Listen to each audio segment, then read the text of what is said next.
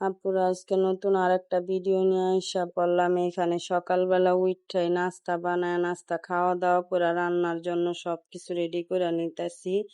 ওইখানে ভাতটাও ধুইয়া চালটা ধুইয়া ভাতটা বসায়া দিছি।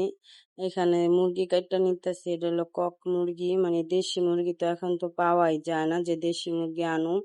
ওই কক আর ফার্মের মুরগি এই দুইটাই তো বাজারে সচরাচর পাওয়া যায় সব সময়। পরে এগুলি কাইটটা নিলাম। এখানে মুরগি আনছিল 4টা, ওগুলি গিলা কইলজা ছিল, ওগুলিও বাইর করছি। পরে চিন্তা করলাম রান্না করেই ফেলাই, কারণ এগুলি বেশি দিন থাকলে গন্ধ করে। ভাত হয়ে গেছে, যে ঠিকা দেয়া নিলাম ভাতটা।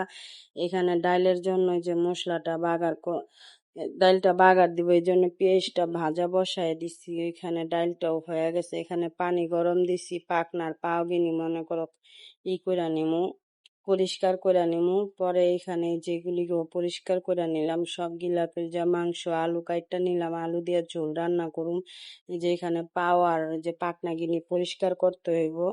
পরে এখানে এসে আবার একটু কলা দিয়া বিস্কুট দিয়া খাইতেছিলাম, অনেক ক্ষুধা লাগছে। পরে বিস্কুট দিয়া কলা দিয়া খাইয়া নিলাম অনেক টুনটুরি। আজকে তো কয়দিন ধরে বুয়া আসেই না, সব কামই মনে করো নিজের নিজের করতে হয়। এত কাম করতে করতে ক্লান্ত হয়ে যায়গা।